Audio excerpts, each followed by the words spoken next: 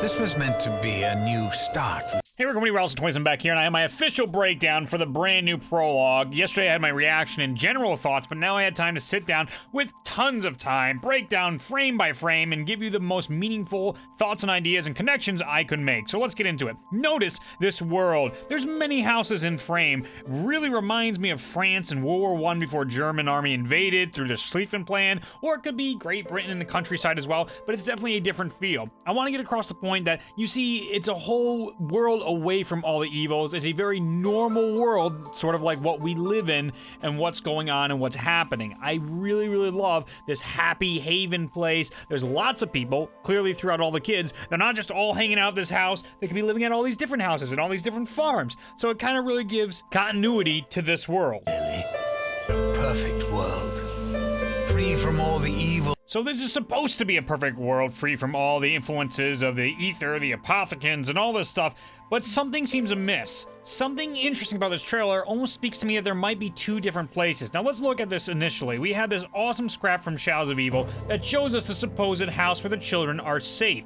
Is this somewhere during what happens now, during this great invasion from the apothecons? Do they put the children in a different house to hide them and keep them safe? Will that be the Easter egg, tracking down each of the kids, saving them, and then destroying the apothecons? These are very real thoughts and ideas that could happen for Revelations that comes out in a few weeks. But what's even more interesting is the possibility that it could be, again, two separate worlds. That even though they're showing us the happy world and then everything goes to shit, it could still be a happy world somewhere else, and we're seeing yet another multiverse collapse, and we're trying to stop it for good. So that's something we need to keep in mind while we play through this map. Also, I want to bring up why people still don't understand why Ricktoffen has the blood. A lot of people are like, what's going on? How does he still have blood? It doesn't make any sense. He started with it in Origins. It's a paradox. It's a cycle. You know that whole thing of like, chicken or the egg, what came first? The common paradox is, all right, so the chicken and the egg, right? You need something to lay the egg to become the chicken, but what was before the chicken? Evolution will argue, hey, it mutated in, but for the sake of the paradox argument, that's what's happening here inside Call of Duty Zombies. Ricktoffen is part of a failed cycle where he's gotten the blood, he's getting the blood, and he knows, oh, this is gonna be part of my plan in the future, and he fails, and they start Origins all over again. There's an important Samantha quote. There's an important quote that says, you've been at this so long, do you remember what you're fighting for, and all this stuff, and that's exactly what happens. As they get deeper and deeper into this, they lose their memories, and that's what's happened to our characters over and over and over again until they get it right. And Revelations is supposedly gonna get it right, but they've actually been to Revelations before, in my opinion. I think it's very possible that all of our characters have done this cycle already and failed and started it all over again, and that's what the paradox is. We've heard Maxis, we've heard Sophia comment about this. All these quantum issues that are going on here, this is all being addressed inside Revelations, and that's something you want to keep in mind when this crazy zombie storyline gets even crazier, and like zombies are almost a backseat right now to the finale of the storyline. That had corrupted each and every corner of the known and unknown universe. It was going to be a place of safety for the kids. I upped the exposure here to see if I can make out any of the hidden details inside the house. Maybe try to hit something on us. I think the painting on the wall does call back to what we saw in Der Eisendrache of our king and everything that was going on in that storyline. It would seem there's a child giving a knight or a bannerman something, some kind of item. It's interesting because it is a callback to Der Eisendrache and the paintings we see. And this is, again, so many little Easter eggs in here showing us where our kids' imagination came to create the zombie game. With their imagination, that led to these realities inside Call of Duty Zombies that we've played, all the maps. The little yous. You little bus. What to notice here is the Monty hand in his gloves is called back to the Weasel, and the Russman jacket, people have been like, oh, he resembles these characters. We'll see if it plays a role, but I don't think it's really calling back to that specifically. More the Weasel possibility than the Russman possibility. Once more, we also see Samantha holding a zombie action figure. I spent a lot of time zooming in and trying to figure out, and I see some barbed wire on it if you zoom in enough. And we also have Eddie's hand holding another character, and you can actually see a little bit of Takio's head. You actually see in the background, it is Samantha's dog, Fluffy or Flossie, depending on what translation it is. I'm pretty sure it's Fluffy according to the Origins ending. We have a jug Coca-Cola bottle on there with the candles, and we also have a layout that's very similar to Kino der Toten, what looks like the chalk design, but it's very possible that could be the Revelations map. That'd be interesting if the kids had the Revelations map drawn out in the room where they have all their games. That would be really cool if they made that kind of Easter egg inside their little detail. Now, I think there's more going on here than meets the eye, all right? This is why. Monty makes a quote that you're going to hear in a little bit here that, hey, Maxis isn't in the house. They couldn't save his soul, so he only got a brain. What could he do with that? He's gotten the souls of every person here. He's gotten Sam's soul, he's gotten Edward's soul, he's gotten Takio, Nikolai, and Dempsey's soul. They're all inside the house playing the games, but he didn't get Maxis' soul, which makes me again think what we're seeing here is separate from what we're going to play in Revelations. It's still possible, though, that, hey, it's the same map, and then we gotta save the kids, all right? I just want to reiterate that, because I know I'm gonna get a million comments being like, I don't believe so. I'm just suggesting there's a possibility that there could be another way this goes. Treyarch could be showing us one thing, and the way they've done this with this multiverse stuff really explains a lot of other things going on, and plays with our minds, that whole mind fuckery that gets in there. So good. So covering all the things inside the house here, we have Takio holding the 115 or an Ascension rocket. You have possibly Nikolai holding a tank. We don't know which one is which yet with the faces. It's not very clear to me which child is who. And I would think maybe Dempsey is holding his Tank Dempsey doll, so that would explain which kid is where. You have the gramophone in the background calling back to Origins. And notice that the outside is so very different from what we see in the Origins cutscene. You have the eclipse in the background, the clouds and everything going on. And then in here, it's just our beautiful land, this rich area outside that's so different from what we see originally in the ending of Origins, which actually makes me call back to the radios we've heard all the way throughout Call of Duty Black Ops 3. These radios, listen to Maxis talk about the children being sent away. It talks about them coming back, them dying, him dying, all these different possibilities. He forgets who the children is. He doesn't have a child. Now he has a child. Back and forth, all these different things happening. And it makes me believe there are all those different versions of the house. All these different things where the children don't come back, where one child comes back, where Eddie doesn't come back, where both Sam and Eddie die. All these things happen in all these different shattered universes. But guess what? This is the right one. This is the one to save all universe. This is the one that escapes it all. So that's what you got to try and keep in mind. And this wasn't possible until we sent all the children's souls into this house. It's very abstract, but it's something interesting to think about. And it makes all the other radios make sense. All of a sudden, you're understanding why Maxis lost his mind, sending all these people on journeys. You see all the 115 delusions and Maxis, the children, Ricktoffen, and our whole quest in Black Ops 3 isn't for naught. It's finally gonna work. It's a plan that keeps getting corrupted by the Shadowman and 115 and all the evils of the Apothicans. But things started to go wrong soon after you arrived. In this nice shot here, we actually have a card reader from Gorod Krovi that's very important. And why you might ask that is that machine actually held data that was hidden from Sophia, the computer inside Gorod Krovi, quantum mechanics, and information about the paradoxes in time travel that Maxis and Groff kept from her so she wouldn't know certain things. They thought it was too dangerous for Sophia, the computer in that universe, to know these things, and that's why she has you go retrieve that card and download all that data. We now see that very same place, that very same machine inside Maxis' basement, so it can lead us to see little continuity in the ideas of what's going on, how he's able to go between universes, send people between universes. He has this data. He understands how to work it as best he can so our characters can manipulate space and time. We also have teleporter down here, which is just so cool to see that he built the teleporter. This is how they're going back and forth between the house. It's a really cool sequence to see them honestly destroy it in a couple seconds here with the teamwork and everything that goes on. And I absolutely adore what they've done with this partnership between Ricktoffen and Maxis and the manipulation of Maxis 2 to come. Now, I can understand your initial shock coming face to face with Maxis, especially after so long. But you did the right thing. I want to show you all that really cool symmetry they did cinematically with the same shots and show you the differences between Ricktoffen meeting his Nazi self versus him meeting Maxis, the friendship, and the character arc that these two characters have gone through. Now, we see the summoning key and the shadowman is still inside, which has been the voices. This is Treyarch's way of telling us, and we hear these voices all kinds of places, all over zombie maps in the past. So we know that the shadowman has been with us the entire time. They finally created this character that has been the dark evil inside the MPD. We'll get more comments later on by Monty to further confirm that, but this is the ancient evil that's been plaguing us since day one. This is the problem. It is the Shadowman. He's the voices that corrupt everybody, but he's not the only pair of voices. You can hear a Maxis voice, you can hear Ricktoffen voice, you hear Monty voices, but this is the evil, corrupting voice. Even Samantha got into people's heads, but this is the other one that was able to manipulate everybody. You followed the plan.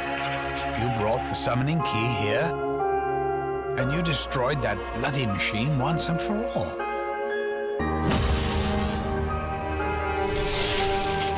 Thing is, Maxis went and ballsed everything up.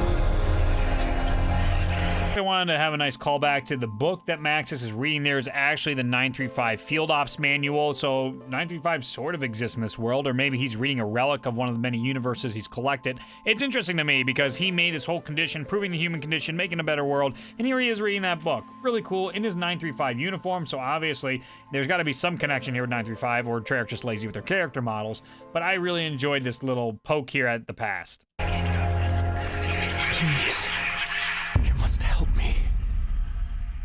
He heard voices, you see, calling to him. Here I up the exposure once again because I wanted to see if there's any secrets in here. We see the Dragon Strike eggs. We see the Dragon Strike eggs we experience inside Gorod Krovi, and then we even see the summoning key on the table here. The most powerful weapon in all the universe is just lying on a table, lit up, trying to corrupt him. You can see how interesting everything looks in the basement, and it's nice to see the teleporter destroyed and all that really good context to it. But it is interesting to see, why does he have that crystal? Why does he have the Dragon Strike nades? I don't know. Maybe it plays a role in the map. Maybe it's the way we can use it in the map, or there's more lore behind it. Hopefully we find out. Only together can we prevent the destruction of your world. It wasn't really his fault. You know, he hasn't actually got his soul yet. All I got. So there is a line that's very important because he says Maxis didn't get his soul into the house yet. So that's why we see Maxis' soul being pulled into the summoning key. Very interesting why that's happening. The Apothecon, or the Shadowman, is coming out. The ancient evil, he's being released. He manipulated Maxis. He pulled him into the summoning key, which is interesting. Why did that happen? Is this another clue that we're pulling people in and out of dimensions, putting them into different worlds, and that this house isn't exactly the sacred house hidden away from the galaxy, but it's just yet another shattered universe? It was a brain. Anyway, the key thing, as in the thing that is key, is that Maxis fiddled around with the summoning thingamajig and accidentally released an even bigger bastard. Someone even I didn't know was in there. The Shadowman. The one and only original Harbinger of Doom.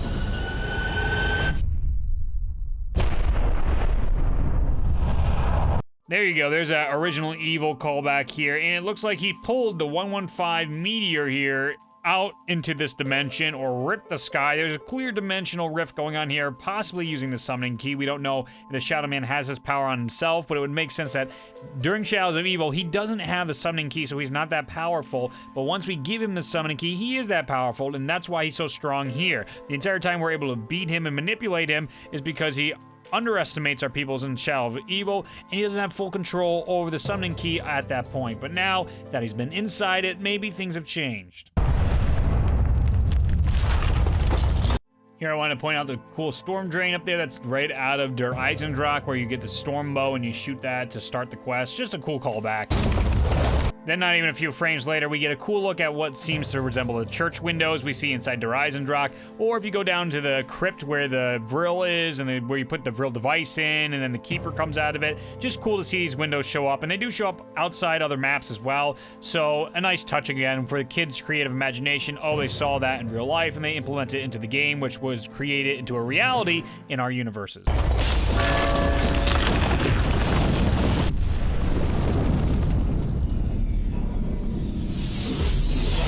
So here we see worlds being pulled from everywhere. I tried to overexpose it to see if it was Shangri-La or whatnot, but I really can't make heads or tails of these little bits and pieces.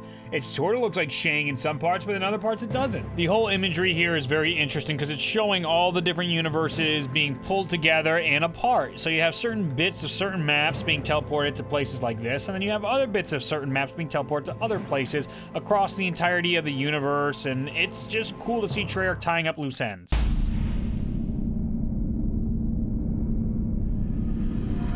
So, I'm going to be absolutely truthful with you. Things have got way too far out of control. This isn't any vague woo evil.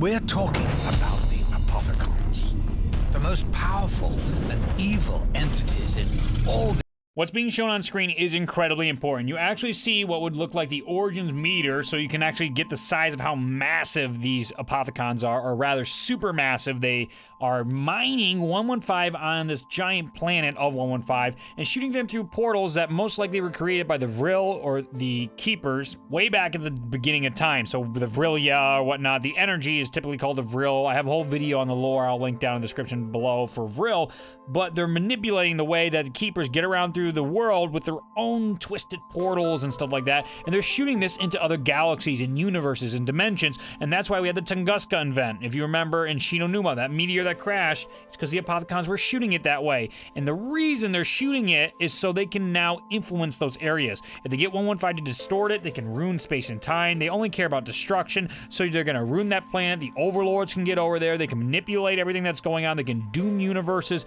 That's what's going on with the Apothicons. Their plan, they're shooting and mining of 115. This is how it all comes to be, and it's being explained in a few frames, which is just masterful.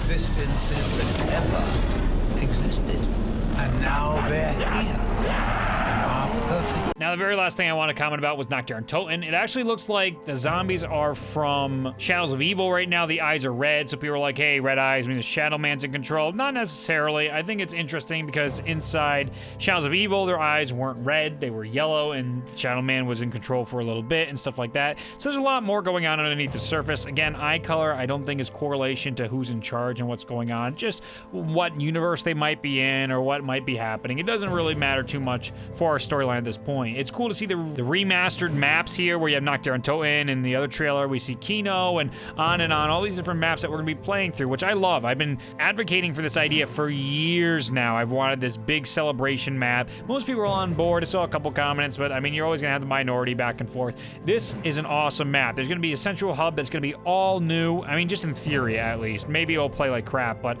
in theory, this map is awesome. A central hub that's brand new. You have all these other new unknowns, and then you have old maps that are somewhat familiar, but yet redone, and they play differently.